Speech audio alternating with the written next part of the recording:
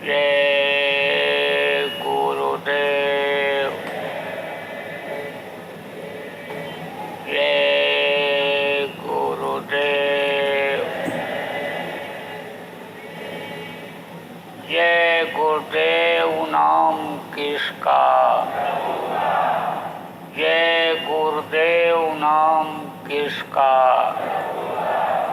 प्रभु का पावन नाम, प्रभु का पावन नाम। जय गुरुदेव।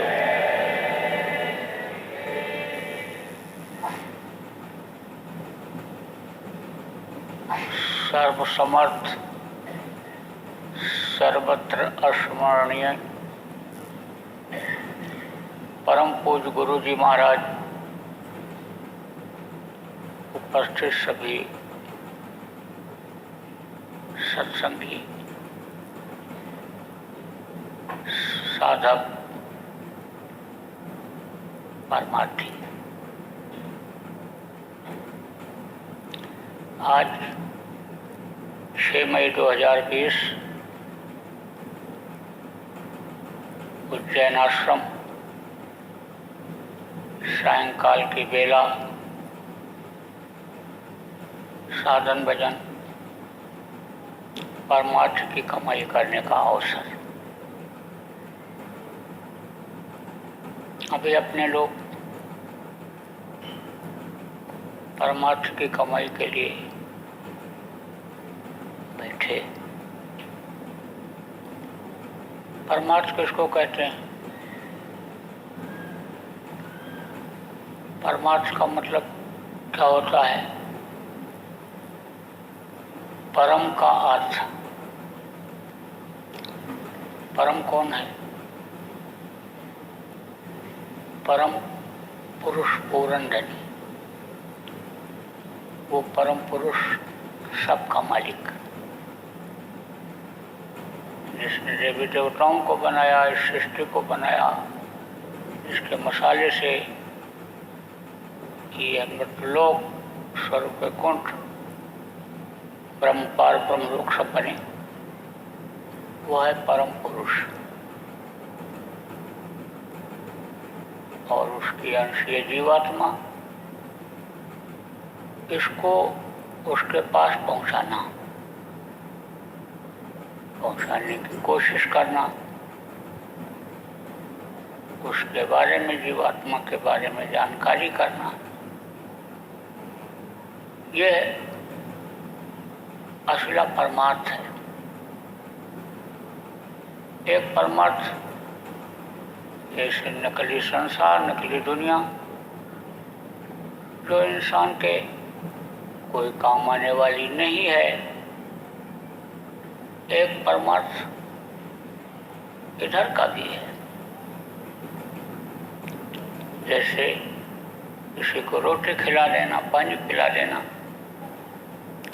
दुखी के दुख को दूर कर देना, ये भी एक परमार्थ है। अब इसकी जानकारी कैसे होती है? लौकिक और अलौकिक परमार्थ की जानकारी कैसे होती है? सत्संग के द्वारा होती है। जो लोग प्रवचन करते हैं, दूसरे के वचनों को सुन करके और सुनाते हैं, कुछ सुन करके, कुछ अपने मन से मिला करके सुनाते हैं, इसको दंत कथा कहा जाता है। और जो सत्य की जानकारी रखते हैं और सतलोक में पहुंचाते हैं, वहाँ का भेद बताते हैं, वो सत्य कथा होती है, ये दंत कथा होती है। लेकिन परमार्थ में ये दोनों आता है। सबसे पहले दुनिया का ही परमार्थ सिखाया जाता है। आप ये समझो, जैसे बच्चे को पेंसिल पकड़ना, कागज पर लिखना सिखाया जाता है और फिर वही पढ़ करके आगे योग्य बन जाता है। इसी तरह से समझो कि आध्यात्मिक पढ़ाई पढ़ने के लिए, आध्यात्म का ज्ञान करने के लिए, उस मालिक को प्राप्त करने के लिए इधर ये भी जरूरी होता है। तो अब आप ये समझो कि सत्संग जब लोगों को मिलता था पहले के समय में तो इस तरह की जानकारी मिलती थी। अब सत्संग नहीं मिलता है, तंत्र कथा प्रवचन तक ही लोग सीमित रह जाते हैं। सत्य का बोध नहीं हो पाता, ज्ञान नहीं हो पाता है, उस मालिक के पास लोग नहीं पहुंच पाते हैं जहाँ सबको जाना होता है। इस दुनिया संसार को छोड़ करके उधर की तरफ इधर की तरफ आगे बढ़ता है, उसके पास जाने का रास्ता है जिधर से सबको जाना पड़ता है। अब ये जरूर है कि दुनिया छोड़ करके तो कहीं जाना ही है, कहाँ जाएगा, उसके पास पहुँचेगा कि रास्ते में अटकेगा, ये कर्मों के ऊपर निर्भर करता है। कर्म कैसे करते हैं? सेवा के द्वारा करते हैं। आप तो समझो कि जब सेवा करके कर्म को काटता है, जैसे शरीर के लिए, जैसे शरीर से अन्य समझो कर्म बनते हैं, पाप बनता है, उसी से जब सेवा करता है तो वो कर्म करते हैं। तो ये परमार्थ की है सीढ़ी, सेवा, सत्संग और भजन। सत्संग जब मिलता है तो सेवा भी समझ में आती है, भजन भी समझ में आता है। आप देखो सत्संग के बहुत सारे दृष्टांत मिलते हैं। सत्संग जिस भूमि पर होता है उसका भी असर हो जाता है। राजा ने एक महात्मा से पूछा सत्संग का कितना बड़ा असर होता है। उन्होंने कहा राजा तू देखना चाहता है, सुनना चाहता है? बोले महाराज अगर दिखा दो तो पूरा विश्वास हो जाएगा। जब तक न देखूं अपनी नैना तब तक न समझ में आवे बहना, अपने नैन से देख लूँगा तो समझ में पूरा आ जाएगा। बोले तो फिर चला जाओ उधर पहाड़ी के ऊपर, उधर वहाँ एक पेड़ मिलेगा तुझको बड़ा ऊंचा सा, उसी पर चढ़ करके तो बैठ जा, फिर समझ में सत्संग का महत्व समझ में आ जाएगा। बैठा रहा, देखता है कि एक आदमी आया और पास में टीला था, पहाड़ी थी, उसी को साफ करके चला गया।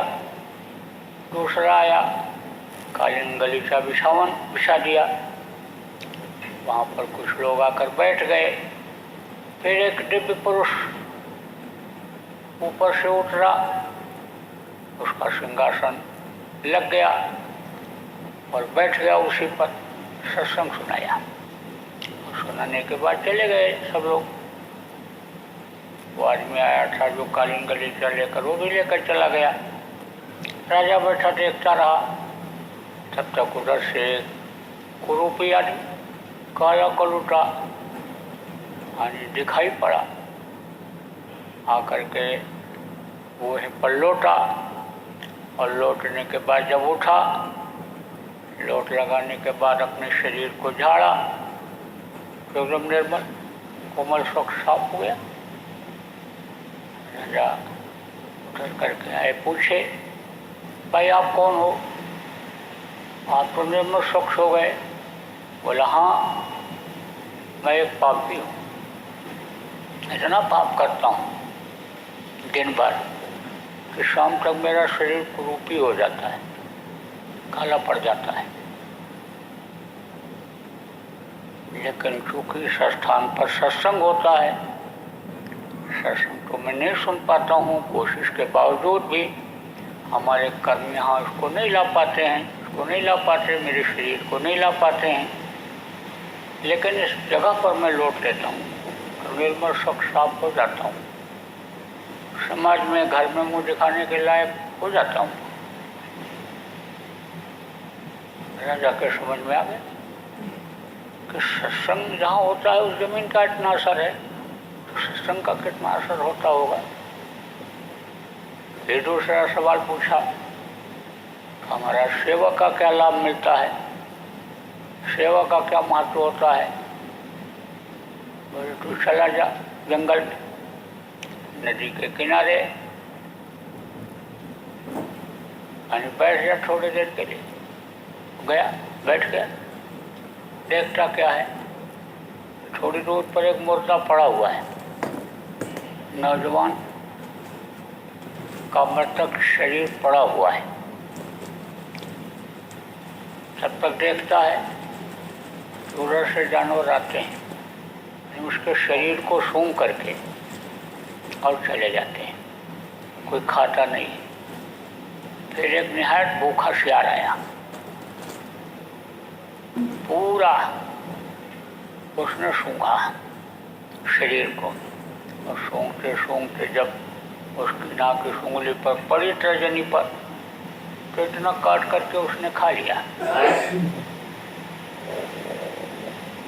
आप समझो तो उसकी उंगली को खा करके चला गया। राजा सोचने लगा कि इतनी उंगली से क्यों खाया। थोड़ी दूर जाने के बाद आवाज लगाया तो इसके अंतर की चढ़ाई हो जाती है, साधना बनने लगती है, जानवरों की बोली को समझता है, जानवर उसकी बोली को समझते हैं।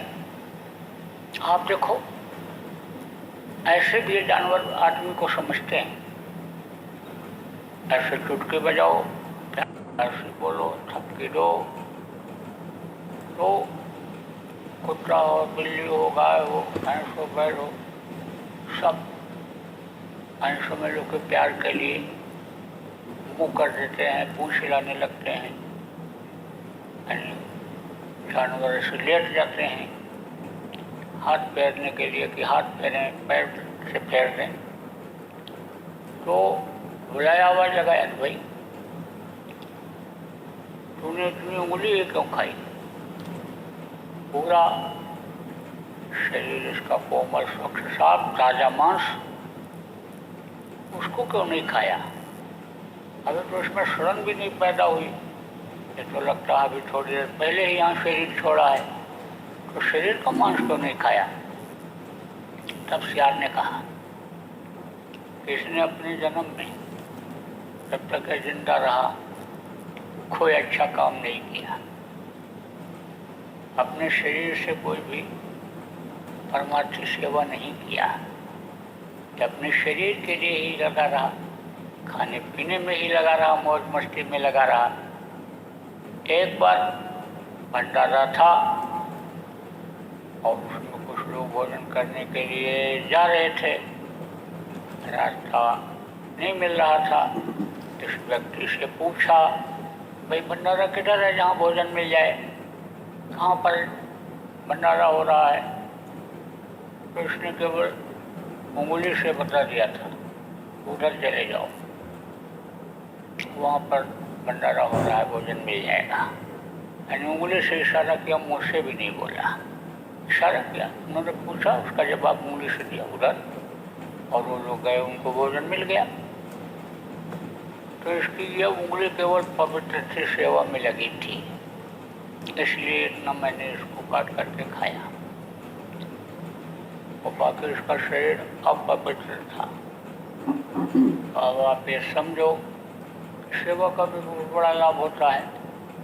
तो सेवा से क्या होता है, सेवा से कर्म करते हैं, जब कर्म करते हैं तब यह शरीर थोड़ा स्थिर होता है, और नहीं तो शरीर चलता रहता है, चलता रहता है, मन भी जाता है, और मन फिर शरीर के लिए ही सब कुछ शरीर से करवाता है। तो सत्संग का भी उतना असर नहीं पड़ता है। आप समझो कि जो सेवा करते हैं के ऊपर सत्संग का भी असर पड़ता है और वो भजन भी करते हैं। आप ये समझो कि जब शरीर आपका यहाँ पर आया और आप यहाँ पर सुन रहे हो, तब आपके समझ में कुछ आ रहा है। आपको जो इनमें से अच्छी बातें मिलेंगी उनको आप ग्रहण भी करोगे, और फिर जब आपके समझ में आ जाएगा ये दुनिया नासमान है, ये दुनिया अपनी नहीं है, दुनिया की चीज़ें अपनी नहीं है, ये क्षणिक है, कुछ समय के लिए है, इसको छोड़ देना पड़ेगा।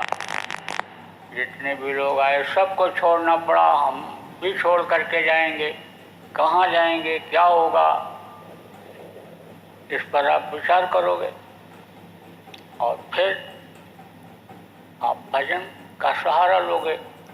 और जब भजन करने लगोगे और शब्द आपके इसी शरीर में उतरने लगेगा, तब आपकी जीवात्मा जग जाएगी। तो सबसे पहले सेवा और फिर सत्संग, आप ये समझो कि यानी उसके बाद में भजन।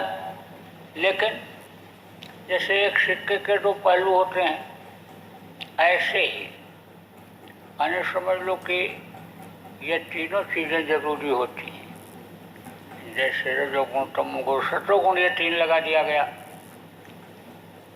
जैसे आप ये समझो बात, पित्त, कफ, ये तीनों इस शरीर के अंदर रहते हैं, तो ऐसे इन तीनों का साथ है, तीनों होना चाहिए। जब सत्संग की चोट पड़ती है तब यह मन इंद्रियों के घाट से हटता है। आप देखो, जैसे कोई बढ़ई है और कुर्सी बना रहा है, मेज बना रहा है, चारपाई बना रहा है और उसको जोड़ रहा है और जुड़ा नहीं तो उस पर चोट देता है, हथौड़ा मारता है तो वो जुड़ जाता है। कहाँ से, जहाँ है वहाँ से हट करके दूसरी जगह वो पहुँच जाता, बैठ जाता है। लोहार भी ऐसे ठोक पीट करके, और जो कमी होती है उसको ठोक करके पीट करके वो गैप को भर देता है। इसी तरह से यानी ये मन जन्म जन्मांतर से इंद्रियों के घाट पर बैठकर रस लेने का आदी हो गया। अब आप ये समझो उधर से हट नहीं रहा है। लेकिन जब शब्दों की चोट पड़ती है, मार पड़ती है और जगह को छोड़ता है, तब वो शब्द कहाँ ले जाता है, किधर ले जाता है? भजन की तरफ ले जाता है, ऊपर की तरफ ले जाता है इंद्रियों के घाट से। और फिर उसके बाद में जब शब्द मिलता है तब उसको पकड़ करके ये परम धाम जाता है। ये अपने वतन, अपने घर, यानी समझ लो कि शब्द ले जाता है। किसको ले जाता है? जीवात्मा को ले जाता है। मन छूट जाता है, मन अपने भंडार में ऊपर समा जाता है, रह जाता है, और नहीं तो बड़ा मुश्किल है। तीनों चीज़ें ये जरूरी हैं। तो आप सब लोग भाग्यशाली हो, आप तो उसमें काफ़ी कुछ लोग ऐसे हो कि जो गुरु महाराज के सत्संग को खूब सुने। इतना सत्संग तो इस धरती पर जितने भी महापुरुष आए कोई सुनाए ही नहीं। छोटी छोटी जगहों पर, गाँव में शुरुआत में जाकर के गुरु महाराज ने सत्संग सुनाया। जगह जगह पर समझो एक एक दिन में 10-12 सत्संग गुरु महाराज सुनाए दौरे में। समझो खूब सुनाए, सत्संग खूब मिला और सेवा का भी आपको मौका गुरु महाराज के पास खूब मिला। आज क्या सेवा हो रही है? तो गुरु महाराज के समय में हम लोगों ने सेवा किया। आप बहुत से लोगों ने जो पुराने हो सेवा किए, सेवा का भी मौका मिला और भजन का भी उन्होंने मौका दिया। लेकिन अब अगर समझो कि उससे आप मुकरते हो, सेवा से, भजन से, अपनी शक्ति अनुसार अगर नहीं कर पाते हो, मुकरते हो, तो फिर तो बड़ा मुश्किल हो जाएगा। जीवात्मा के कल्याण का रास्ता है, परमार्थ का रास्ता है, उसको आप कैसे पकड़ पाओगे? इसलिए आप ये समझो, इन चीज़ों को पकड़ो और उस पर जोर दो। जब भजन में मन न लगे, सेवा करो, सत्संग सुनो। सत्संग आप जैसे यहाँ पर सत्संग की बातें बताई जाती हैं, तो समय है, समय से होता है। लेकिन ऐसे भी आपस में आप लोग जहाँ सेवा करो, जहाँ उठो बैठो, तहाँ सत्संग की बातें ही करो। दुनिया का प्रपंच करोगे, इनको नीचा दिखाओ, इनको उठाओ, ऐसा षड्यंत्र करो कि ये डाउन हो जाएं, ये हट जाएं, इनकी जगह हमको मिल जाए, ऐसा सोचो कि हमारा महत्व बढ़ जाए, हमारा स्वार्थ सिद्ध होने लग जाए, तो ये तो आपको परमार्थ से दूर हटाएगा। जितना इस तरह की बातों को सोचोगे, आप परमार्थ से दूर हटते जाओगे। ऐसे के पास क्यों बैठो कि जो मन को खराब करे, जो परमार्थ को खराब करे, जो परमार्थ को बनावे, उसके पास उठो बैठो। जो भाव भक्ति की बात बतावे कि जिससे आपका लोक परलोक बनने का है, उसके पास उठो बैठो, पूछो, समझो, सुनो और ग्रहण करो कि जिससे इसी जन्म में आप लोगों का सबका काम बन जाए। देखो, वैशाख पूर्णिमा की आप आज पूर्व संध्या है, कल वैशाख पूर्णिमा होगी। पूर्णिमा को सत्संग होता रहता था, कहीं न कहीं सत्संग होता था। जन्माश्रम पर भी यहाँ पहले बहुत दिनों तक हुआ, बीच बीच में भी ऐसा संयोग बनता रहा, यहाँ भी होता रहा। पूर्णिमा के एक दिन पहले भी शाम को सत्संग होता रहा जगह जगह। गुरु महाराज भी करते रहे, गुरु महाराज के जाने के बाद भी वही नियम चलता आ रहा है। तो आज तो पूर्व संध्या है, कल बुद्ध पूर्णिमा है, वैशाख की पूर्णिमा है, कल भी सत्संग होगा, कल भी आपको सुना दिया जाएगा। बुद्ध पूर्णिमा क्या है इसके बारे में भी बता दिया जाएगा। इसके बाद में आप तो गुरु महाराज का भंडारा होगा, त्रयोदशी, समझो कि 13 दिन पर गुरु महाराज का भंडारा होगा। 13 दिन के बाद भंडारा होगा गुरु महाराज का। तो आप समझो, कुछ दिन पहले एक प्रेमी मेरे पास आई, तो बोले भंडारा आ रहा है। हमने कहा हाँ भंडारा तो आ रहा है, भंडारा की तारीख आ रही है। बोले आपने कहा था होली में तो भंडारा उज्जैन में होगा। तो हमने कहा उज्जैन में भंडारा होगा, जो कहा था हम बचन से कहाँ हट रहे हैं। तो बोले कि हमारी इच्छा है कि भंडारे में भोजन हम बनवा दें। तो हमने कहा कि खर्चा लगेगा। बोले गुरु महाराज की दया होगी तो सब हो जाएगा। हमने कहा खर्चा, बोले सब हो जाएगा। मैं तो कुछ नहीं बोला, तो वो समझ गए कि ऐसे कार्यक्रमों में ऐसे समय पर महाराज जी किसी का एक आदमी के तरफ से कुछ नहीं कहते हैं। तो जानते थे, पहले भी जानते थे। तो बोले कि हम सब की तरफ से इंतजाम हो जाए, आप हुक्म कर दो। तो हमने कहा भाई अभी हम कुछ नहीं कर सकते। फिर 2-1 दिन के बाद मिले, बोले हमने दरख्वास्त लगाई थी। तुमने कहा समय पर बताएंगे, समय पर। तो नज़दीक आ रहा है, अब समय आ गया, अब पूर्णिमा की पूर्व संध्या है। तो आपकी अगर इच्छा है तो सब आप लोग मिलकर के तैयारी कर लो। भंडारा तो यहाँ होगा, आप तैयारी कर लो। क्योंकि जब हार्दिक इच्छा है तो हमको कोई ऐतराज नहीं है। अब यह है कि कल पूर्णिमा होगी, कल औपचारिक घोषणा होगी, तो बोलो जय